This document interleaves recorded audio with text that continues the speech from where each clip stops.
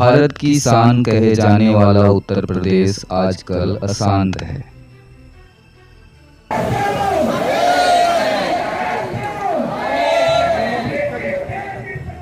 इस अशांति का कारण बेसिक शिक्षकों पर जबरन थोपी जा रही डिजिटल हाजिरी आदेश है। प्रदेश में मुख्यमंत्री योगी के राज में अमन व शांति स्थापित हो गई थी। उनके प्रबंधन की मिसाल दूसरे राज्यों को दी जाने लगी थी। अचानक क्या हुआ कि राज्य की जनता उनसे नाराज हो गई, कर्मचारी विरोधी हो गए, बेसिक शिक्षकों ने बगावत कर दी और सर्वहितैषी योगी आदित्यनाथ चुप हैं। कोई माने या न माने, इसके पीछे योगी विरोधी एक लॉबी काम कर रही है जो योगी जी को न्याय नहीं करने दे रही है। इसमें अधिकारी वर्ग भी शामिल है जो इन्हें अंधेरे में रख रहा है। सोचनीय विषय यह भी है कि यह डिजिटल हाजिरी प्रदेश में किसी अन्य विभाग में क्यों नहीं है। शिक्षा महानिदेशक के कार्यालय में पिछले दिनों 85 कर्मचारी अनुपस्थित पाए गए थे। क्या उन्होंने अपने कार्यालय में डिजिटल हाजिरी लागू की है? बेसिक के शिक्षक को विभाग ने कोई सुविधा नहीं दे रखी है। उससे शिक्षक के अलावा बाल गणना, स्कूल चलो अभियान, ड्रेस वितरण, मिड डे मील, निर्माण कार्य, SMC की बैठक, PTA की बैठक, MTA की बैठक, ग्राम शिक्षा समिति की बैठक, रसोइये का चयन, शिक्षा समिति के खाते का प्रबंधन, SMC के खाते का प्रबंधन, दूध व फल का वितरण, शिक्षा निधि के खाते का प्रबंधन, बोर्ड परीक्षा में ड्यूटी, पोलियो कार्यक्रम में प्रतिभाग, BLO ड्यूटी में प्रतिभाग, मतदान में ड्यूटी, मतगणना में ड्यूटी, जनगणना करना, स्कूल की साप्ताहिक और BRC की मासिक बैठक में भाग लेना, विद्यालय अभिलेख तैयार करना, शिक्षण कार्य करना और अब डिजिटल होना। इतने सारे काम शिक्षक पर लाद दिए गए हैं कि वह शिक्षक न होकर न जाने क्या हो गया है। ये सभी बातें बेसिक शिक्षकों के समर्थन में RP तोमर ने अपने कॉलम में लिखा है। सवाल तो कई उठते हैं, जिसमें कि कुछ सवाल हम यहाँ भी बताएंगे। हर दम एक टांग पर खड़े रहने वाले गुरुओं पर अविश्वास क्यों? कोरोना काल के चुनावों में शहादत देने वाले अब चोर क्यों? भारत को पोलियो में विश्व अवार्ड दिलाने वाले कामचोर कैसे? शिक्षण के अलावा 30 अन्य काम करने वाले निकम्मे कैसे? कहीं पुरानी पेंशन की तरह से डिजिटल हाजिरी में भी न हो जाए नुकसान।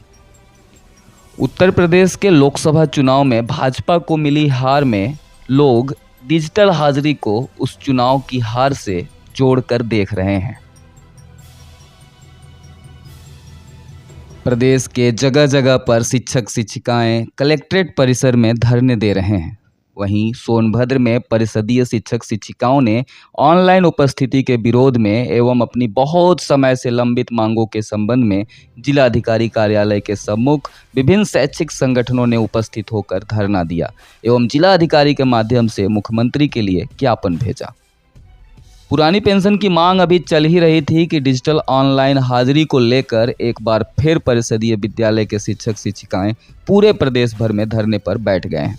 सोनभद्र कलेक्ट्रेट परिसर में भी आज हलचल रही, जहां सोनभद्र जिले के सभी संगठनों के अध्यक्ष रवि भूषण सिंह, योगेश कुमार पांडे, संतोष कुमार, शिवम अग्रवाल, हजारों शिक्षक शिक्षिकाएं, शिक्षा मित्र, अनुदेशक मौजूद रहे। शिक्षकों ने अपनी मांग और विरोध के कारण में क्या कहा, देखिए सोन प्रभात संवाददाता संजय सिंह की रिपोर्ट में। ये हमको ऑनलाइन उपस्थिति फेस छायांकन के माध्यम से हमारी उपस्थिति लेना चाहते हैं, जो कि किसी तरह से व्यवहारिक नहीं है। अभी नेटवर्क नहीं है, विभिन्न तरह की समस्याएं आती हैं जाने में, और जैसे इतने हमको शिक्षक कम बहुउद्देशीय कर्मी ज़्यादा बना दिए। इन हमारी हमको अन्य शैक्षणिक कार्यों से अलग करें। हमारे जो लंबित प्रकरण है, 8 साल से कोई प्रमोशन नहीं हुआ और न ही अंतर भीतर ट्रांसफर हुआ, जो जंगल में पड़ा जंगल में, जो सड़क पे है, विसंगतियाँ समाज में विभिन्न विसंगतियाँ हैं। शिक्षा मित्र हमारे काम कर रहे हैं, जो योग्यताधारी हैं उनको शिक्षक के रूप में बनाया जाए, और नहीं तो कम से कम इनको समान कार्य समान के वेतन दिया जाए। अनुदेशक को भी वही, क्योंकि वो हमारे साथ कंधा से मिला के काम करते हैं। और हमारी जो विभिन्न बेसिक शिक्षा परिषद का बैठक 2018 के बाद नहीं कर रहे हैं, उसकी बैठक नियमित शुरू है, उसमें पास कराएं। हम बेसिक शिक्षा परिषद की नौकरी करते हैं, हम राज्य कर्मचारी नहीं। बेसिक शिक्षा के मामले में ऐसी कोई व्यवस्था नहीं, ऑनलाइन व्यवस्था की, इसलिए हम इसका जोरदार विरोध करते हैं। और ये तब तक करते रहेंगे जब तक ये काला कानून योगी सरकार वापस नहीं लेती। अगले क्रम में हम 15 तारीख को फिर यही पे धरना देंगे। ये कि हमारी मांगे इतनी लंबित है, पिछले 10 सालों से ये कोई मांग हमारी पूरी नहीं कर पा रही। ट्रांसफर हो, प्रमोशन हो, शिक्षकों की भर्ती हो, सत्र जो है कि हम लोगों का जो समायोजन हो, कोई भी चीज़ें मांग पूरी नहीं कर रहे हैं। और सबसे बड़ी हमारी मांग है, आप ऐसी सुविधा मतलब चीज़ें लागू करना चाहते हैं हमारे ऊपर ऑनलाइन उपस्थिति, जो कि किसी भी भाग में नहीं है, जहाँ सारी सुविधाएं पहले से ऑलरेडी उपस्थित हैं। लेकिन हम फिर भी कह रहे हैं कि हम ऑनलाइन आपके इस चीज़ का विरोध नहीं करना चाहते हैं। हमें आप केंद्रीय विद्यालय की तरह, नवोदय विद्यालय की तरह आप तुलना करते हैं शिक्षकों से, तो वहाँ की तरह हमें आवास दीजिए, PCL की व्यवस्था दीजिए, हाफ डे CL दीजिए, हमारी कैशलेस चिकित्सा सुविधा दीजिए, मेडिकल फैसिलिटी दीजिए, ट्रांसफर प्रमोशन दीजिए, सारी सुविधाएं दीजिए।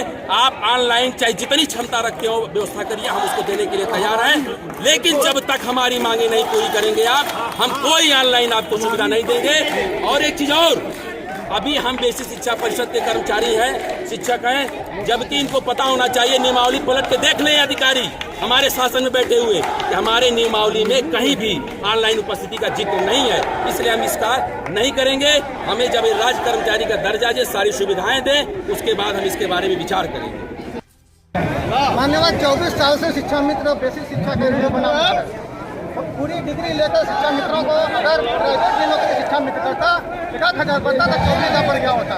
शिक्षा मित्रों की मांग है कि 10,000 पे ऑनलाइन उपस्थिति नहीं देगा। जब तक शिक्षा मित्रों का समाधान नहीं होता तो तब तक शिक्षा मित्र ऑनलाइन उपस्थिति नहीं देगा। मान्यवर हम भी पत्थर के नहीं बने हुए हैं। हमको भी मेडिकल चाहिए, हमको भी CL चाहिए, समान का सामान वेतन नहीं। आप खुशी ऑनलाइन अटेंडेंस करने के लिए आप हमको कहिए, हम आपके लिए तैयार हैं।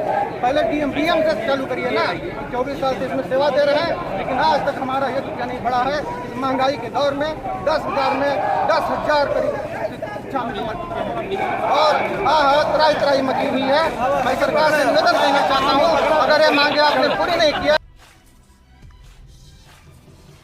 सोन प्रभात के खबरों से रहे बेहद करीब। अभी सब्सक्राइब करें सोन प्रभात लाइव न्यूज चैनल को।